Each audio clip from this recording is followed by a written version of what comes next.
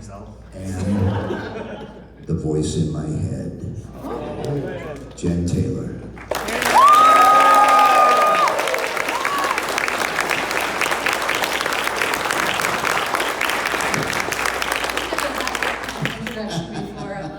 That was amazing. I didn't even have to do it. Yeah, don't get used to it, so. One and done. Perfect. All right, well, obviously. Hi, friends. Well, thanks for being here. Great to be here. We had unsuccessfly tried to be at this show for the last few years, and for whatever reason, things just didn't come about. But we're so glad to be here at Motor City ComicCon.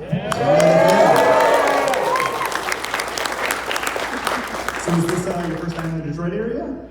No, I've been. My wife is actually from Ann Arbor, so we come up to the area quite a bit. But my first time here in Novi, and it's good. I've never been to Detroit. No. Isn't that weird? And I feel like I'm relatively well traveled, and for some reason. Somehow Detroit got overlooked. I know How until did that now. Got it off the list. That's the important thing. So. Yeah, Detroit's not on a lot of people's bucket list, but I think It's so much better on than it mine. used to be. I'm a longtime Detroit Lions fan, so. Finally. Well, I was within the lean years, so. I'm a third generation miserable Lions fan, so I absolutely understand. I'm gonna show what an idiot I am and ask you what kind of sports ball do the Lions play? Football. They play football, guys. So you know. I'm working on it, that's all I know. I mean, that's all you can really do. So, well, once again, thanks so much for being here. Kind of want to start back at the beginning. What got you guys into voice acting? I am a theater actor, and when I graduated from college, I didn't quite know what to do. And my best friend at the time said, "I think you'd be really good at voiceovers." That's literally how this happened. And I said, I don't really know what that is other than animation. And I didn't see how, I live in Seattle, and I didn't see how I was really gonna make it in animation in Seattle. But I started just doing commercials and whatever I could get, and video games happened.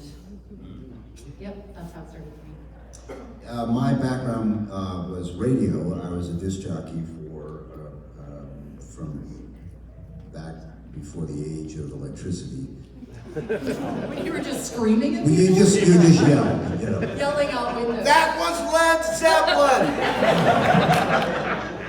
Until they invented electricity. Just think how hard it was for Led Zeppelin without electricity. But anyway, that was my background in radio, and voiceover is sort of a natural progression, although not really. Not a lot of people make that switch or jump or whatever. But you use the mic. I was a radio DJ for 2 years, and Yeah. you use the mic so differently. well, you do use You it project differently. into the mic. But the one thing is you get used to the sound of your voice amplified, which I know the first time I ever heard my voice recorded, I was like, what? Cringe. That was me? Yeah. But yeah, so the voiceover thing was an outgrowth of that, and especially when I moved to Los Angeles, there's a huge voiceover market, so, and I gravitated towards it and loved it and still do. Excellent. So, I think that radio background really helped you guys out. Steve? It did, although I would say in my case, it was actually a hindrance because when you're doing voice acting, whether it's commercial, video games, narration, whatever, each job is a little different and requires a different approach to it.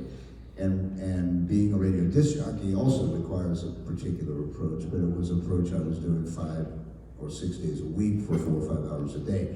So sometimes making that switch from radio DJ to selling power tools, sometimes I couldn't make the change. I couldn't leave the disc jockey behind and do that. So in many ways it was a hindrance rather than a help. Get your screwdriver. Yeah, exactly. Steve does not talk about this, but Steve is he's not just a DJ, he was a DJ, like a star DJ. a big star in radio. So, yeah, see, yeah, that's what he does. But it's true, in LA in particular, right? He was a big star, and he interviewed all of the stars. I'm always like, oh, have you interviewed blah, blah, blah? And he's like, yeah, Jen, like 4 times. So, The guy won't stop calling. yeah. Robert Plant, leave me alone. Bob, enough. It's not like giving Wolfman Jack a run for his money. Yeah, exactly. Perfect. So I'm sure everyone here probably very big Halo fans, correct? Oh yeah. So, how did you guys land such iconic roles? I auditioned. Perfect. I did an audition and got cast. Had a callback even, which they don't often do that anymore. I don't feel like they just cast you or not, and we had actual callbacks. So. I, through some bizarre luck, really, it's the biggest gig of my life, and it's the only one that I did not audition for because Marty O'Donnell, who was part of the original Bungie team and cast all the voices in the Bungie games and wrote all the music, performed some of the music, used to listen to me on the radio in Chicago where Bungie was based originally, and he just liked what he heard and actually asked me to voice a character in a game about a year before Combat Evolved came out called Septerra Core, and my character was named Gunner. And so that was my introduction to Marty, and vice versa. And a year later, he called me and said, "You want to do this?" And I said, "How much does it pay?" He said, "Not much." I said, I'm in! For not a nickel less. People get upset when you say Marty wrote all the music. He didn't write all the music. He wrote a lot of the music. He did, but that's what I said. He wrote a lot of the music Oh. and performed some of it. Yes. But yes, he did not write it all. I guess at the time, did you guys realize what a huge cultural impact you were going to have? No. This was before video, I mean, it wasn't really on our radar, and it wasn't like it is today. I had a friend who was recently cast in a video game, and she came up to me and said, "So, what's it like?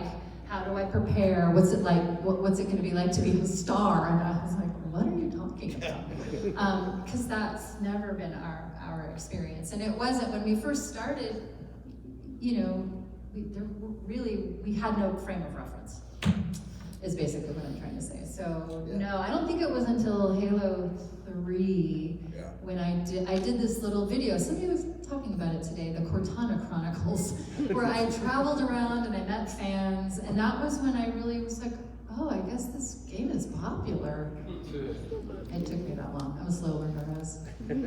Marty O'Donnell tells the story that when they were originally, putting the finishing touches on Combat Evolved, they were talking about what their definition of success was. And I believe Marty said if they thought they could sell 50 to 100,000, that would be a huge success and they would be extremely happy. I think they crossed that border day one when Combat Evolved came out. And so to answer the question, nobody, including the developers, had any idea. They had no plans to do a sequel. That was not in the cards, and which is why when Microsoft said, "Oh yes, you're doing a sequel," what's that term they use when it's crunch time for? Maybe it's crunch time, where the guys who are working on men and women who are working on the game really got to Don't sleep. Don't say hi. Meet their families for months and months and months because the game's got to get done. It's got to get done now. So yeah, it was a big shock that this thing would turn out the way it did. I know, the original Halo, I think single-handedly responsible for my group of friends because we would do the LAN parties. So the pre-Xbox Live days, awesome. So I really appreciate the fact that you guys did that. But did you realize after it was so successful that it was going to be something you'd be still doing to this day? I mean, I think our expectations were so low. We had no idea and if somebody would have said 24 years from now, you're still going to be involved in this, I would have said you're crazy. There's just no way that would happen. But here we are. I mean, we had no idea. Okay. Yeah, and the, oh, sorry. And it's still surprising. Yeah. Yeah. And then the original, you guys didn't like record together, correct? We didn't meet until the 10th anniversary in 2011. 10 or 11, Yeah, 2011, and we were in the lobby of a hotel, and we were doing a panel, and I gave Steve a huge bear hug. I may even have jumped on his back. I'm like, ah! You're my friend now! Still have a cracked vertebrae. So no, we hadn't met, and we didn't work together. The only game we worked together was on Halo 4. Right. So. But we were actually in studio recording together at the same time. Is it more difficult when you're working separately, not being able to like work off each other versus like an in-person? It's just a different skill. I mean, I spend so much time when I'm recording a Halo game in the booth by myself because I have a lot of directions to give. And the cut scenes are really fun to do because I get to interact with somebody now, especially with performance capture. But for this character in particular, I spend a lot of time, over there, get to this silo, run up that thing, kill that alien. So, a lot of directions are being given, and it's just a different skill. It's more fun being in a room with somebody, of course. But. Yeah, and I think Jen has the advantage, as she alluded to, is that she does the performance capture for Cortana and Halsey and the weapon in Halo Infinite. So she's acting, not only she has a physical representation of what's happening, but also there is a Master Chief in front of her who is Bruce Thomas, who does the performance capture and has since 4. I never get to look at him though. Right. I know that sounds weird, but Chief's really tall, and so we stick. And Bruce is tall. Bruce is but not like tall. 6'3" or 6'4", but Chief is taller than that, so we stick a little dowel on top of his head. So I never, and with a little ball on top. So I'm looking at that, and somebody put a smiley face on it, so I'm looking at a little, so I never get to look at his face. Anyway. Oh my gosh. Slight pivot there. Hey, it's all right. So obviously, taking Cortana over to be the voice of Windows 10, was that a completely different type recording experience? Yes, totally different. Especially because we had just done Halo 4, and I was like, really? We're doing Cortana for your assistant? I mean, do we want to continue with the way she's going? They said, no, the happiest, the best assistant, happy to be there. So it's a very different technology that we had to use. I did some little quips that were direct to the mic, singing song back in the beginning of that, singing songs and telling jokes and being stupid.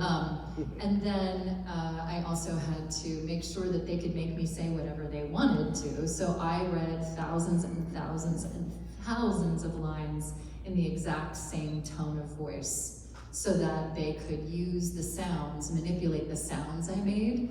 So, and then the tone was da-da-da-da, da-da-da-da-da-da, da-da-da-da, da-da-da-da, da-da, every line. And they would pull random lines off the internet that I would say.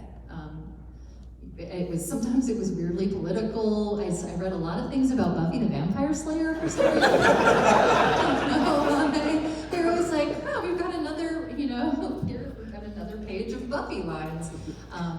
It was mostly, I think it was off somebody's commentary about Buffy, which was pretty funny. Anyway, random stuff, and I had to make it all sound the same. So it was very different technology, very different experience.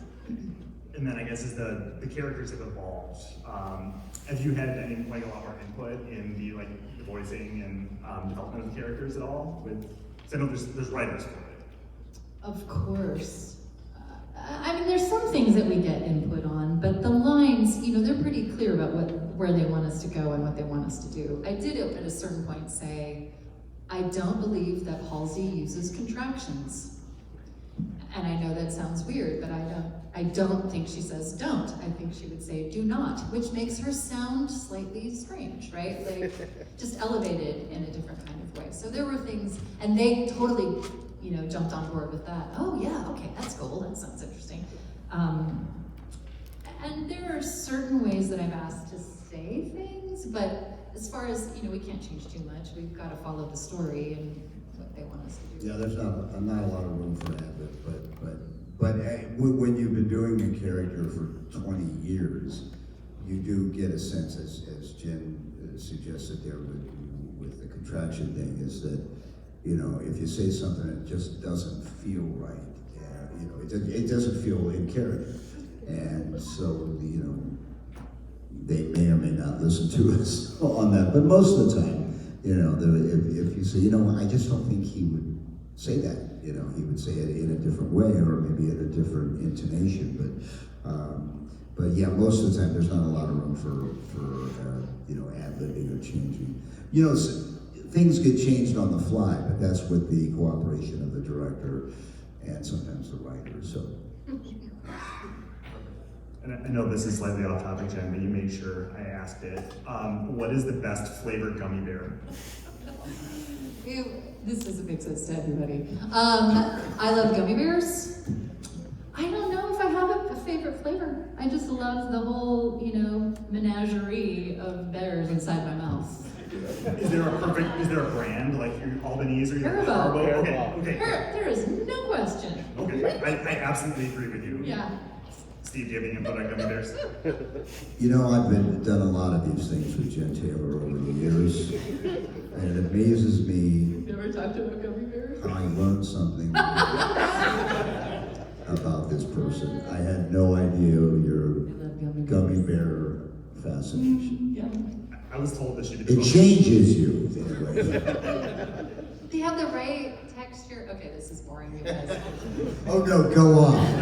Please, we can go on for Please. 20 minutes on Haribo gummy bear. Yeah. Excellent, and Light Red is the best. We should take questions because I'm Yes. just bringing us down. All right, looks like we have a couple people that have some questions, so. Oh look, we put him to sleep. I'm Yay, sorry. The gummy bears. I was wondering for each of you what your favorite Halo game is. We kind of already alluded to it. Halo 4 is our favorite. I didn't speak for Jen on this one because we've been asked this a few times. And it was because Jen and I got to work together physically in the same room at the same time, and we had never done that and have never done it since. But also beyond that, I loved the story of Halo 4, and I loved the deeper exploration of the relationship between Cortana and Master Chief. When Halo 3 was over, I thought We were done. we were done. That was it. That was the last of it. And I remember, being somewhat, God, it's too bad because there's this whole story out there that will never get told. And then when Halo 4, and we got to see what the story was, it was very exciting to be able to do that. And then to be able to do it with Jen. And it also, sidebar, I became good friends with Jen. You don't mind if I talk to you like you're not here? I know. I'm really enjoying it. This girl, Staring Jen Taylor. inside your Yeah. head. So we, and then we got to start on this whole new adventure apart from the game in some ways. So that's been very rewarding as well. Hi. So, my question for both y'all is, who are your favorite actors and could they do your parts in Halo? Oh, that's a good question. I have so many favorite actors. Who are my favorite actors? I mean, I am a big fan of and sort of have a crush on Emily Blunt. And she could totally kick my ass as Cortana. She would. Emily Blunt. I also, who doesn't, well, of my generation, Meryl Streep, yeah, of course, again, yeah. Well, it's funny you should mention Emily Blunt because one of my favorite actors of this generation is Cillian Murphy. They were together, of course, in Oppenheimer, and I just think he's I guess a very talented actor.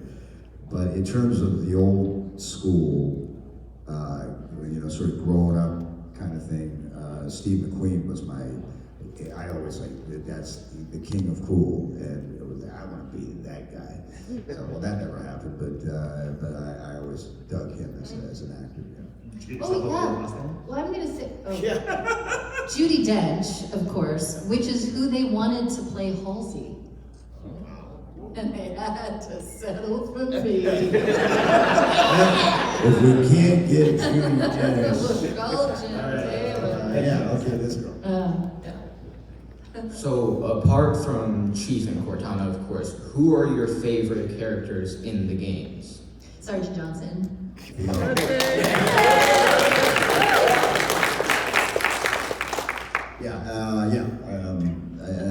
Yeah, the Arbiter was my favorite. You know, in part because I like the dynamic between him and Chief, and also because I thought King was the coolest guy in the world. So, you know, we got to meet once many years ago at a convention in Atlanta, and I was the fanboy in that particular scenario. I think Steve called. I think you called me to tell me about it.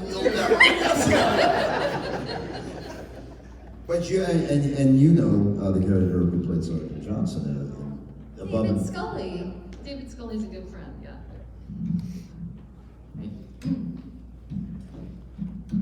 Hi there. Among all of your characters you've done, all of your voice acting you've done, which is your favorite lines you have ever acted? The favorite lines? Yeah. Is that what you said? You know, I'm gonna go back to that. You know, I feel like we're beating this drum into. I really had a good time doing the end of Thor, which I know is so sad. And I think we did that scene 10 times. We kept coming back to it for some reason. Like they'd change a couple lines, or they wanted to do something. And I was like, we have to cry again? Okay, let's do this. That was a really fun. Also, the rampancy scene was really fun and sad to do. That was a really fun one. well, and tell them about some of the challenges that you had doing the various iterations of Cortana. Oh, the director was like, we had, the moment that she basically was like, okay, we're just gonna make Cortana do all these different aspects of Cortana. So she'd go, Wizard Cortana, and I do the lines as Wizard Cortana, Baby Cortana. She came up with all these different identities of Cortana, and then they laid them on top of each other, and that was how they made the rampancy scene. So it's me saying the same line with they wanted it to have the same basic tone, but as like in 10 different ways, they laid them on top of each other. I mean, I think I was imitating Gandalf, like that was one of the, so it was fun for me to do, it was sad for me to hear, if that makes sense. Yeah. Thank you. Yeah. Hey, I'm a huge fan, first of all. Thank you. Entire childhood. Thank you. Yeah, I have two sort of slightly separate questions, but one is sort of piggybacking off of that. Like, what is your favorite line, Steve, in all the Halo games? Like, what's a favorite Master Chief line? And the other question is, I've seen like clips online of Master Chief's voice originally like being a cyborg or something. Like it sounds pretty horrible actually. But like I was wondering like if you have any Thank thoughts. God. Exactly, thank God. But like how did that like change come and like any thoughts, stories, stuff like that. So I don't know if I got everything, but my favorite line I always say my favorite lines are your favorite lines. I love them all, as any actor would do. My line? Oh, yeah, great. Blah, blah, blah, my line. But one of my favorites, relax. I'd rather not piss this thing off. Only because I get to say piss this thing off. She said that. Nice. And Yeah, that's another one. She said that to me once, about being a machine. yeah. Music swells. Yeah. And did they just reach out to you after like the cyborg thing, like once they made that? Cyborg. Are you talking about, I'm talking about like, did they like sort of like see any response to that, and we're like, we have to change Master Chief's voice, or is that like always the plan and it just came? I'm not sure I know what you're referring He's to. saying Chief is supposed to be a cyborg, to sound like a robot. I've seen like multiple shorts just of like saying that Chief's original voice was gonna be more like. Robotic. Yeah, I don't know. Okay. All I know is that when we went in to do Combat Evolved, Marty and I talked about it. He had no picture, he had no physical representation to show me of Master Chief. We just talked about the story, Halo, the story of Halo, the universe of Halo, and how Master Chief fit into that. And his direction to me was, think of Clint Eastwood when Clint Eastwood was doing the old spaghetti westerns where he didn't speak much, but when he did, somebody usually got killed. So that was, now go. So that, and I can really hear it, especially now with the benefit of time. I was sort of doing my, imitation of Clint Eastwood in Halo 1 and 2. And then as we went further, that sort of,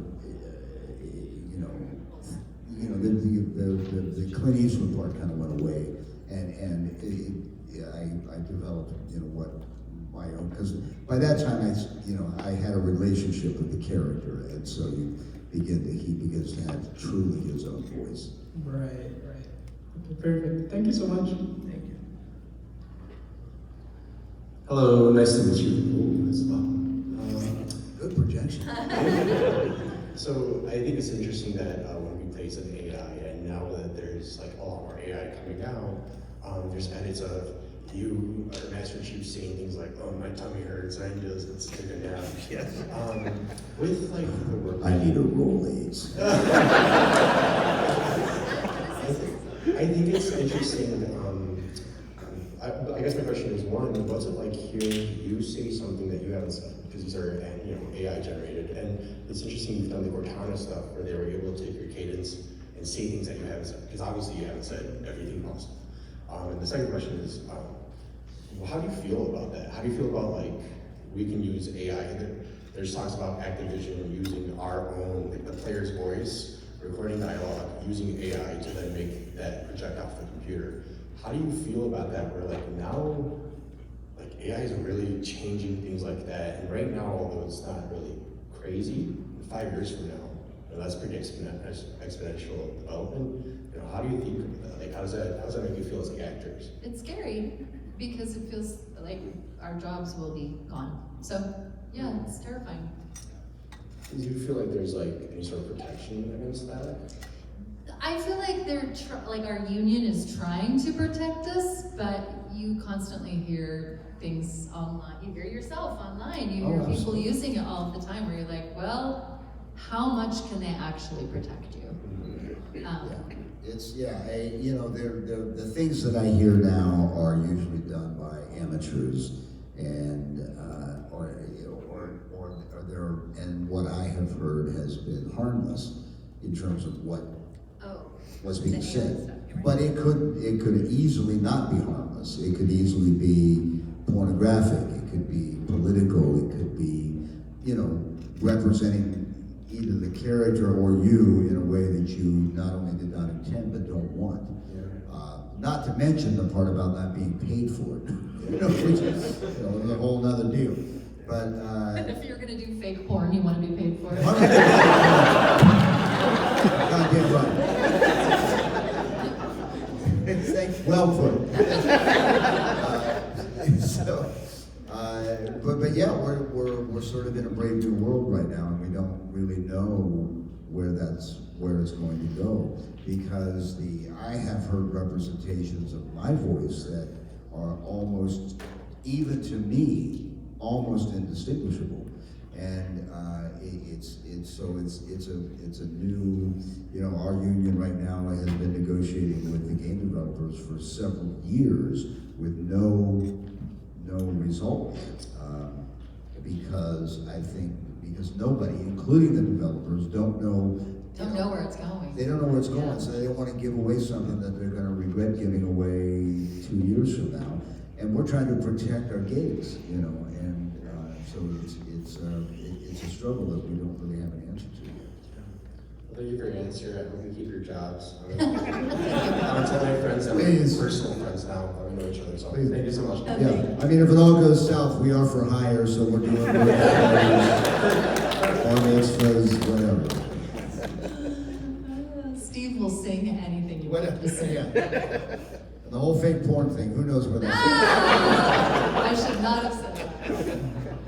Hey, Hi. it feels strangely appropriate having a line of people kneel to the chief, but I know you I guys. thought it was me. Well, no, you're two-man army. I'm kidding. But I wanted to start off. I know you guys didn't exactly have a choice in this, but Halo Combat Evolved was my first video game that I ever played, and that just. I don't know if it's an overstatement to say it changed my life, and I just want to thank you guys for being a part of that. But my question was, you brought up gummy bears, and I was curious. That seemed like such a long time ago. But out of all the enemies that Chief and Cortana have fought, who do you think would be the most delicious gummy bear? This is amazing.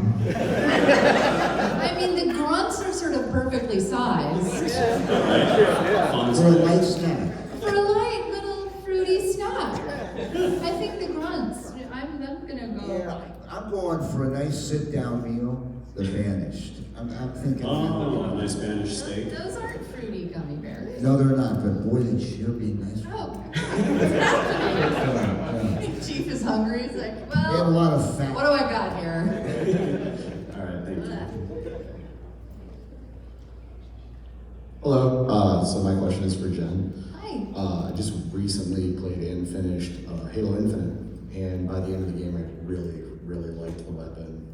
Good. So my question for you is, with the weapon and Cortana being very, very similar characters, but also very different, what was it like trying to keep that degree of separation?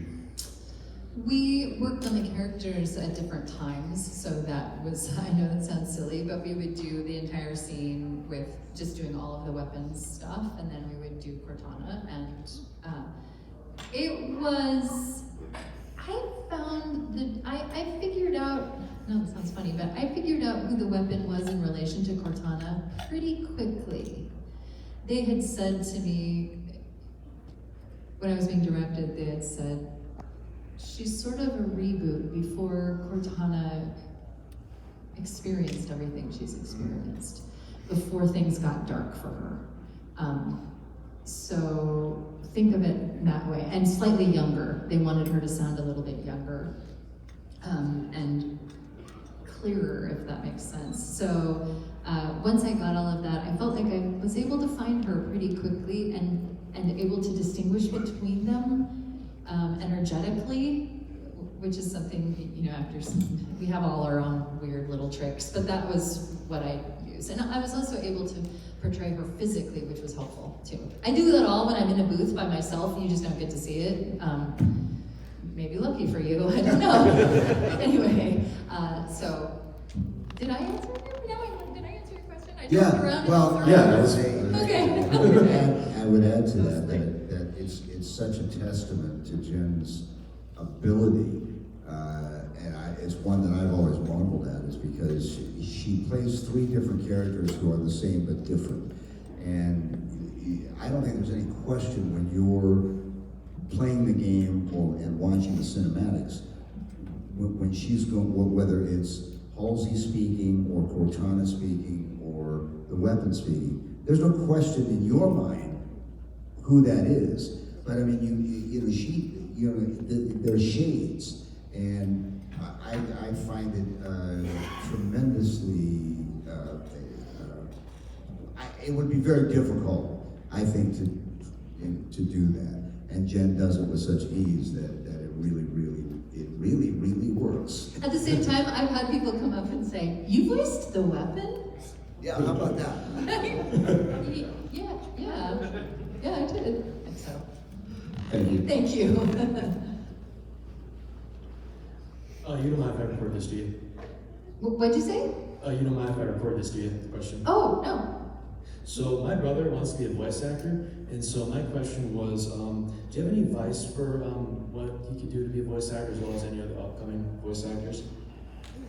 I think the very first thing to do is to take a general acting class if you want to be a voiceover actor, because you need to understand when somebody is directing you, you need to understand what they're asking. Just to take a beginning acting class if you haven't already.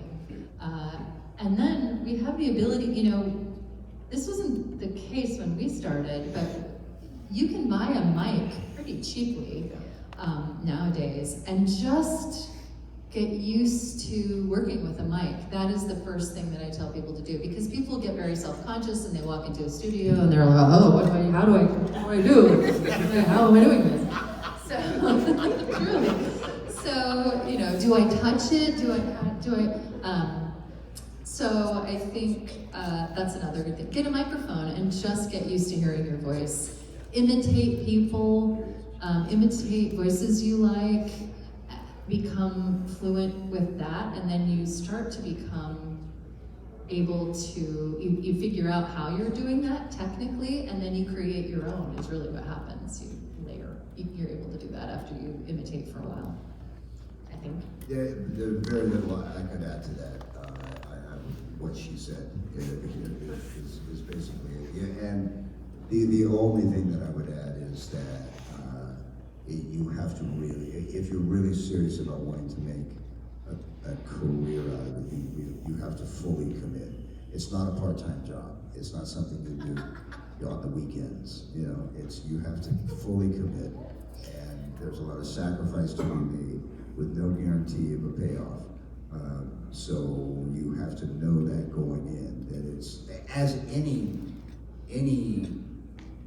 career in the entertainment world, in the acting world, requires a great deal of commitment and sacrifice with very little chance of, you know, monetary success.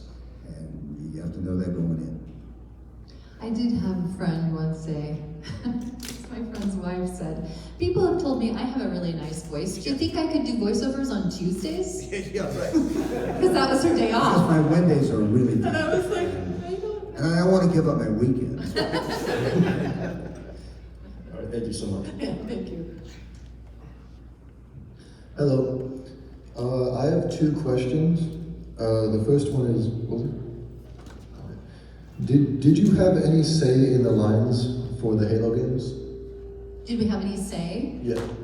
They would sometimes, you know, open up the mic and say, I imagine for like, you're dying, die in this particular way, give us, you know, different takes on dying, or is there anything else you'd like to say? They do that at the end, sometimes at the end. Is there anything else you feel like your character needs to say? But so often you need to follow the story very strictly, because they have a place they want to go.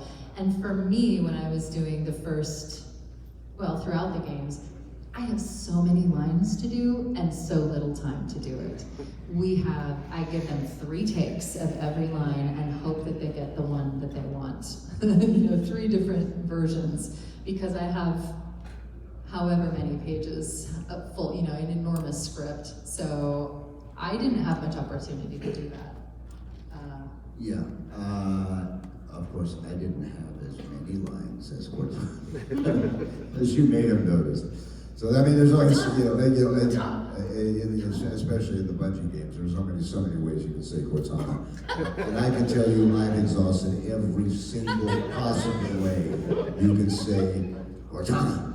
So I mean, there would have been a couple times where, you know, the suggestion might be, well, how would you approach this? And you know, I'll come up with something and they'll go, no, we had it the first time. We got it. So no, there hasn't been a lot of improvisation, if you will. Okay. And the second question is, have either of you played through the Halo games? I am terrible at it. I am terrible. And so I make my husband play them, and I smack talk people. If you fear you're getting smack talked by Cortana, you might actually be getting smack talked by Cortana. There was a YouTube channel, I don't know if it still exists, but it did years ago, the title of which was Master Chief Sucks at Halo. And all I can tell you is it was based on a true story. I'm the worst Halo player on the planet. one and only foray was when Halo 2 came out. I was invited to go to a GameStop store. It was one of the first times I'd ever done anything like that.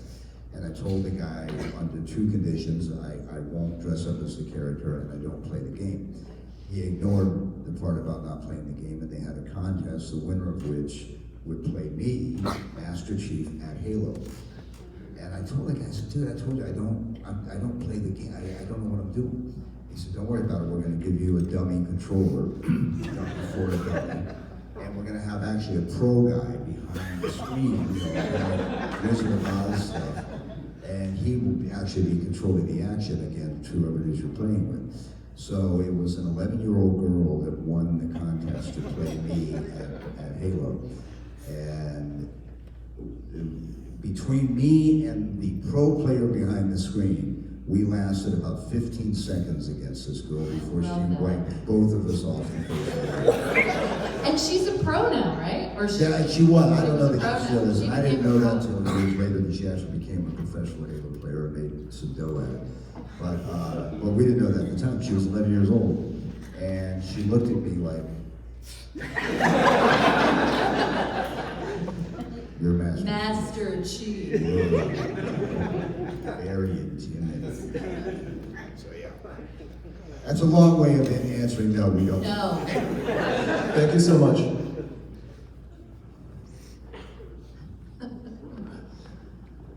Mine is just reference to the AI question. It was basically like, is there any laws against it, or are y'all getting paid for it? There are a lot, if it's a union gig, yeah, the union would come after you. If they use it, if you use it just to make silly things for yourself, I don't think so. If you use it to try to sell something, our union would come after you. Yeah. And Microsoft might not be too happy about it either. Right. Yeah, I wonder if Microsoft might, I don't know. Yeah. I don't want to make Microsoft angry. Yes, word to the wise. Have you done it? I haven't seen it. There's a story I haven't heard either. I did one. This was when Truly. Halo. I would think it was Halo 5. It must have been Halo 5. And I was. It was such a silly thing. I was being interviewed by somebody, and I think the Master Chief collection was it was Halo 5. So the question was, when is Halo 5 coming out? And I had no information about when it was coming out. We had already done some work on it, but I had no inside track. And there was, the prevailing wisdom was it was going to come out that year, whatever year that would have been, 2018, maybe, I'm not sure. And I remember saying, kind of off the cuff, well, it's not coming out this year, and the only reason I knew that is because we weren't done recording, and I knew there was no way there was, and I just sort of off the cuff said, it's not coming out there. So literally, and I mean literally 15 minutes, it's on the internet. Chief says no Halo 5 this year. Another 15 minutes go by, I get a call from Frank O'Connor. Big deal at 343. Steve, did you say, and I was so caught off guard by it because I didn't think it was a big deal what I was saying, but in the Microsoft world, it was a big deal. So lesson learned, never stray beyond your limitations. Thank you. Yeah, thank you. Stockholders. I know. I'm doing some convention. We're doing some convention, and Travis Willingham and Laura Bailey are there with us, and they're in Halo 5. Oh. And we're doing a chat, and Cortana's dead at the end of Halo 5. Oh, spoiler, guys! sorry. Yeah, dead. End of Halo 4. And so we're up on stage, we're doing a panel, and somebody says something about, is it difficult to do all of the different characters you play? And Travis turns to me and he's like, well, Jen could speak to that because she plays 2 characters in Halo 5. And Laura is kicking him under the table. And I was like, I don't know what you're talking about. I'm just Dr. Halsey in Halo 5. That was a moment. He's like, I mean, in the series of the games. I can't remember how he saved himself, but he tried. Yes, sorry, So, hi. question for both of you, actually. It's Jack. Yeah. Jack the Lumberjack. Hell yeah. So, I know you like gummy bears, but what about gummy worms? And, Steve. I'm so sorry. How quickly you can lose control. Steve, I was wondering if you've read the books, what would have been your favorite Halo book out of the entire? My favorite Halo book? Fall of Easy Reach. question. The Fall of Reach. The Fall of Reach. So, I mean, first of all, I thought it was a good read just on its own. It was an interesting book. But it informed me so much about the character that I really felt like I approached it in a completely different way after reading that book. Because it goes into the whole background of how Chief became Chief, how Cortana became Cortana, how he just explained everything. And so it was very, very helpful. And I also like more recently a lot of the Troy Denning books. He's got a series of books that I enjoy.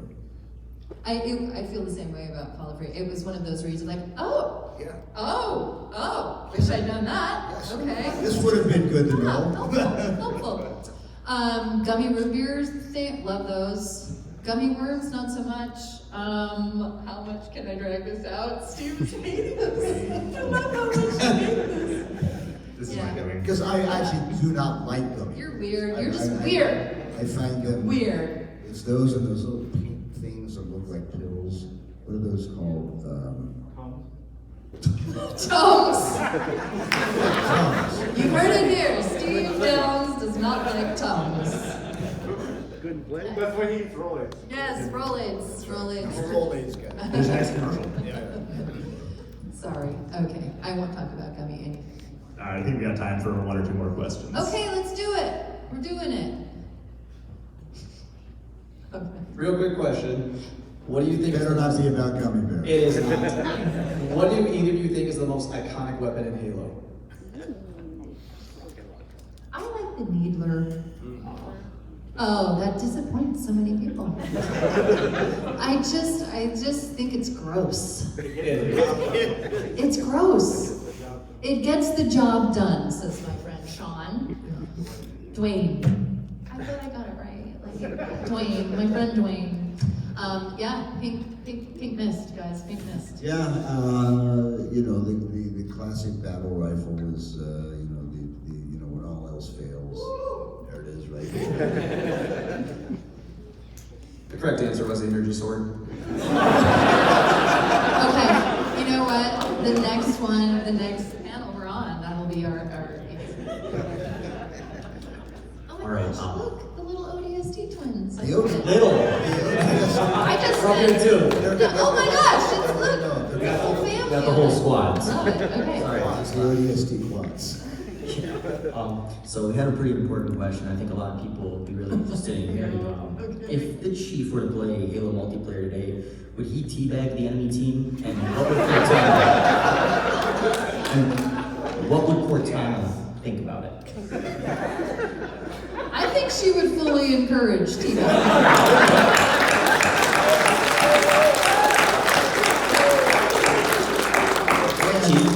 You think you know a person. Yeah, would he do it? Is that what you're saying? Yeah. I'm pretty sure. Even if they're I mean, enemies. why not, really?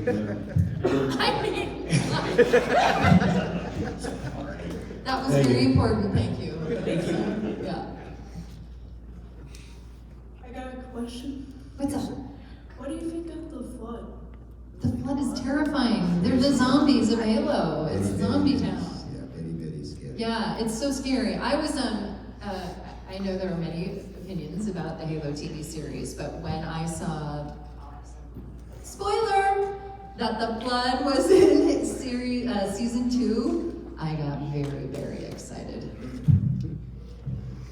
One more. One more, it's you. Bring it. Okay, so So you guys obviously know that I'm a full-time Halo content creator. I started creating content on Halo Infinite, and it made me go back and play all of the old campaigns. So my question is, how does it make you all feel to know that there's people who are kind of joining Halo now and Halo Infinite, and they're going back and playing all the old games? And if you guys watch Twitch, is there any streamers that you guys like watch or anything, or Halo content creators? Do we watch any? Yeah, like is there any Halo content creators that you guys watch or anything like that? Yeah. Sure. I mean, not anybody's, I don't have anybody specifically, but if I see stuff, yeah, absolutely. And I think a lot of people start, they started with Halo 3. They started with, some with 4. I hear a lot, but they start with 3 and then they go back and do it chronologically. But Halo Infinite is another one of those, and I remember when they were putting the finishing touches on Infinite, and the story, and then when we actually got to see some visuals of what it was going to look like, I thought, okay, people who like Halo 3 are going to like Halo Infinite. It's going to feel like that, and it's going to some degree, look like it. And that's sort of been borne out, because I've heard a lot of people say, who are Halo 3 fanatics, and Halo 3 by far is the most popular game in the series. But I think, to me, as a really shitty Halo player, to me. It's okay, I'm shit too. But I would tee that as Cortana, just to throw that out there. Okay. I kind of think what you're asking is, and this is how I'm going to answer this question. It is humbling to be a part of this. This is so much bigger than us, and to feel like we're associated with it at all is an honor and a privilege. And so it is when you guys come up to us and say, this game meant so much to me, my father and I played it, or whatever, this is how I met friends, it may seem like nothing to you, it is everything to us. It really is. It is so meaningful, and it is awing to be a part of something like this. So please know that we respect and love it just as much as you do. Thank you.